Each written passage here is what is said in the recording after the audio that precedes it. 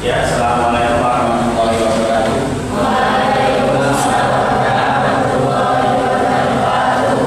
Bagaimana kabar Anda hari ini? Ya. Ada yang tidak berangkat? Oh ini sudah di absen ya? Bonus. Banyak yang ngawasan tadi. Ya, kita doakan semoga yang hari ini tidak berangkat diberikan percaya oleh Allah Subhanahu Wa Taala agar semangat dan kembali aktif lagi berkegiatan haji. Sebelum kita mulai, kita berdoa terlebih dahulu agar perjalanan haji kita berjalan baik dan lancar dan menjadi sesuatu yang bermanfaat bagi kita semua. Saya harapkan Bismillahirrahmanirrahim. Al-Fatihah. Ya, hari ini kita akan belajar teks laporan hasil observasi seperti yang kemarin kita sudah coba, namun kurang begitu maksimal. Jadi nanti kita coba kembali belajar teks laporan hasil observasi sebagai bahan review kemarin ya. Teks hasil observasi itu sebuah pengamatan. Nah, pengamatan itu bisa menggunakan kaca indera di dalam diri Anda. Salah satunya memelihara. Nah, teks laporan hasil observasi itu hanya terdiri dari 3 struktur bagian. Bagian pertama itu pernyataan umum, ada deskripsi umum, terus deskripsi bagian, dan deskripsi manfaat. Nah, 3 struktur ini yang harus Anda penuhi ketika nanti Anda membuat sebuah teks atau apa. Ya, sebelum kita mulai, saya akan bertanya. Ada yang tahu nggak apa itu teks laporan observasi? Ada yang tahu? Coba yang paling belakang. Teks yang berisi hasil laporan dari suatu observasi secara objektif. Struktur teks observasi. Ada yang masih ingat? Coba. Yang berisi bagian umum, bagian deskripsi, dan bagian manfaat. Iya. Penguatan. Bagus sekali ya. Siap. Beri tepuk tangan untuk tadi yang sudah menjawab.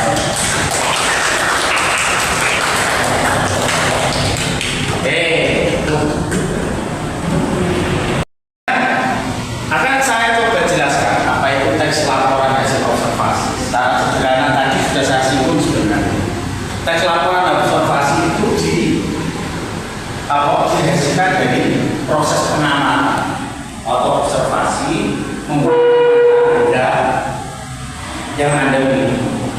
Panca indera yang Anda miliki itu salah satunya ada penglihatan, pendengaran, terus penciuman, terus perabaan, terus sudah berarti ada berapa panca indera?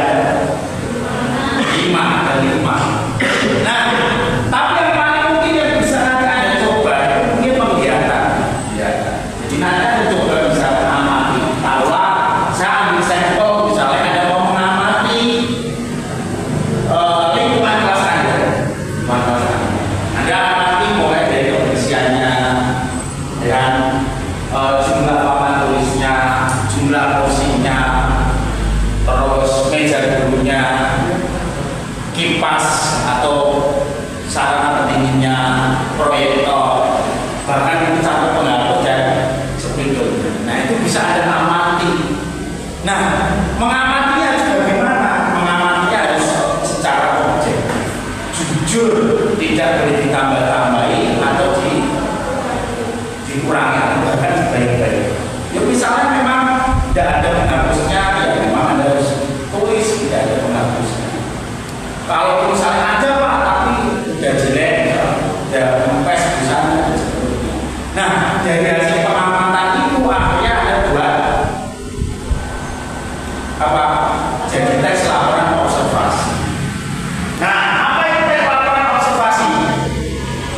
Teks yang menyajikan informasi atau penjelasan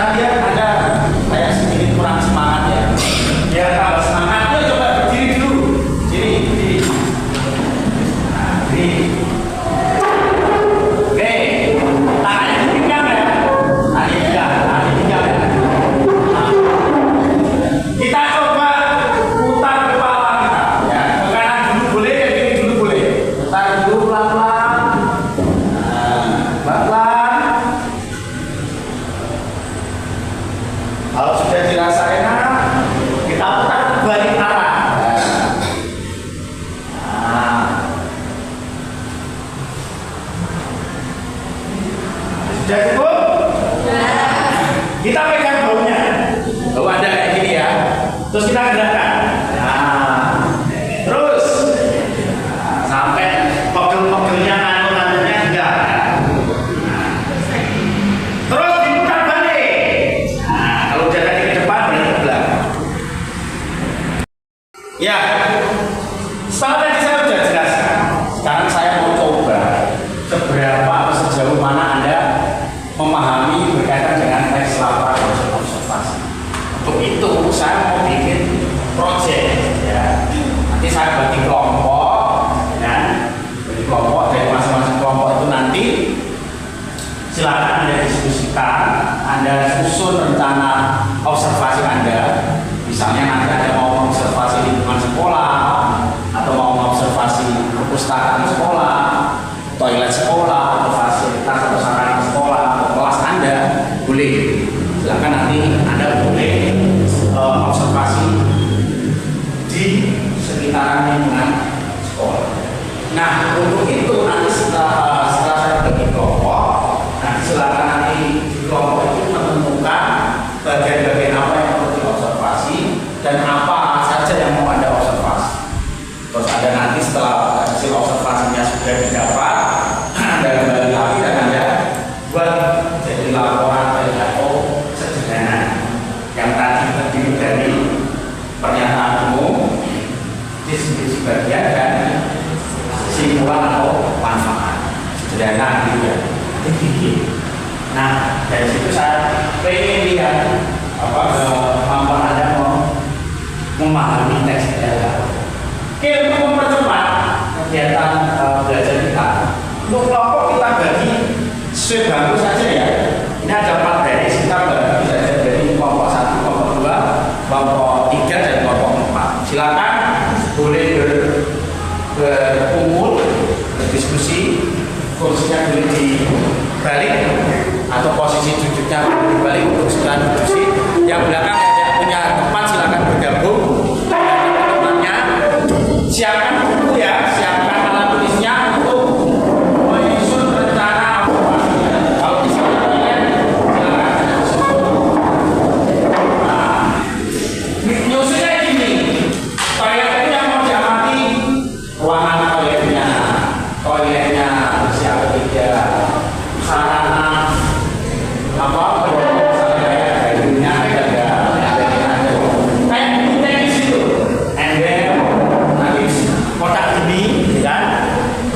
kotak sini nanti misalnya ini teknisnya kayak gini.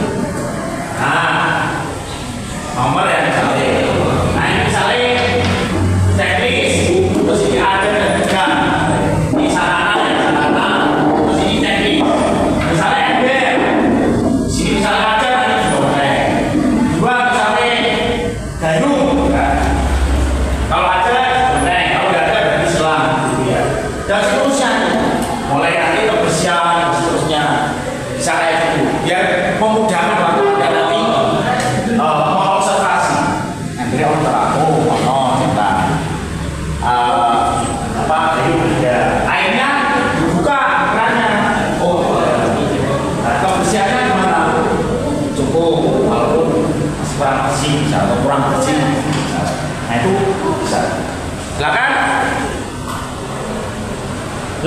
dikomunikasikan dengan teman-temannya, dengan kelompoknya. Di kelompok silakan punya diambil, ditulis, dibikin rancangan observasinya, Nah, kalau mau observasi, kalian nanti kalau misalnya mau observasi teman-teman, jumlah mejanya ada berapa? Itu kalau ada yang kelas, jumlah meja, jumlah kursi. Terus papan tulisnya ada enggak? Alat pendinginnya, kipas anginnya ada enggak? Proyektornya ada. Berapa jumlahnya? Dari situ ditulis semua. Jam, papan pertemuan, papan informasi dan seterusnya. Silakan kalau yang mau kelas, yang mau toilet sudah dipikirkan. Kelompok 1, rencana mau observasi apa? Kelompok 1?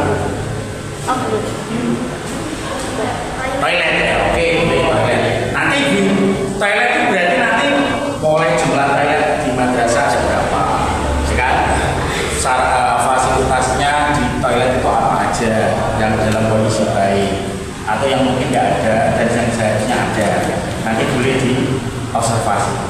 Yang kelompok 2 sekarang mau ruang kelas di depan sekolah atau ruang kelas, oke, bisa dihitung mulai dari jumlah meja dan kursi, sarana dan fasilitas yang ada di kelas, kondisi kelasnya, ya kan? Nah, kalau misalnya bersih pak, kurang bersih, mejanya, sekian jumlahnya dan seterusnya, itu ya. Boleh silakan yang tadi sudah menentukan target observasinya, yang toilet silakan boleh karena di gedung di Purwokerto itu kan ada gedung timur, gedung selatan, ada lantai 1, lantai 2, ada di gedung timur ya, ada lantai 1, lantai 2, di gedung selatan, barat ada lantai 1, lantai 2, dan lantai 3. Silakan dicek jumlah toiletnya, terus diobservasi dalam kondisi seperti apa toiletnya. Silakan. Ya, kelompok 1 silakan boleh mengobservasi toilet di madrasah.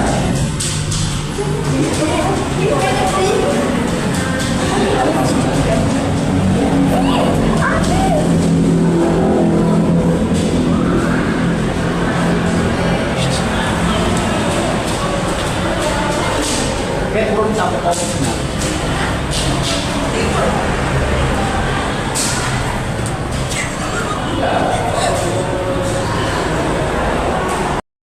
ya, bagaimana hasil observasinya tadi? Oh iya, toilet di gedung timur ada 4, ya benar.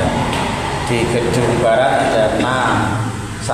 Di lantai 1 ada 2, di gedung 2 ada 2, di lantai 3 ada 2. Ya, bagus sekali kerjanya ya. Ya. Sudah ada yang siap ya? Kelompok 1 siap? Oke, kelompok 1 silakan presentasikan hasil observasinya tadi. Ya, boleh semua kelompok boleh atau 2 kali boleh. Ada teman boleh dibaca yang keras ya. Ya teman-teman yang lain atau kelompok yang lain sudah tahu bahwa hasil observasi Anda itu menjadi informasi bagi mereka. Ya. Assalamualaikum warahmatullahi wabarakatuh.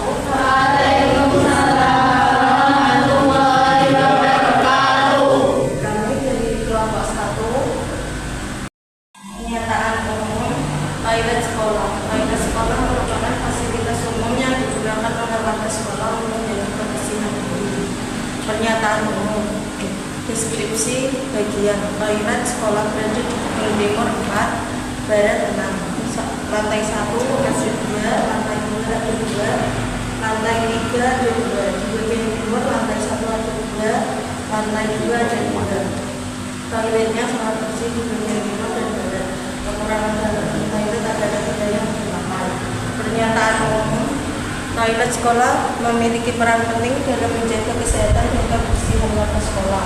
Oleh sebab itu, toilet harus dirawat dengan digunakan. Ya, kita beri tepuk tangan ya. Jadi bagus sekali ya pernyataannya tadi. Boleh silakan kembali ke tempat duduk. Jadi hasil observasinya itu tadi sudah memberikan kita informasi yang cukup ya. Berapa jumlah toilet di Purwokerto Jogja? Tadi berapa jumlah toiletnya? 10. 4 berada di gedung timur, 6-nya berada di gedung ya, kita sudah sampai di penghujung kegiatan belajar mengajar kita karena keterbatasan waktu yang kita miliki. Tapi saya sangat mengapresiasi sekali kegiatan hari ini sangat berjalan dengan baik. Kegiatan berobservasinya sudah berjalan dengan baik. Terbukti dari kelompok 1 sudah bisa menganalisis dan mengobservasi toilet di masyarakat kita. Nah, apa yang kita pelajari ini sudah bermanfaat dan menjadi suatu pemahaman bagi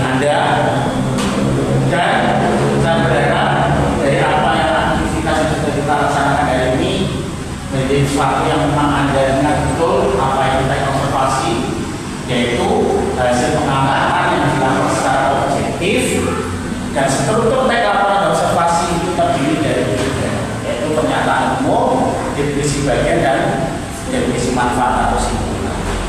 Oke, dari salah satu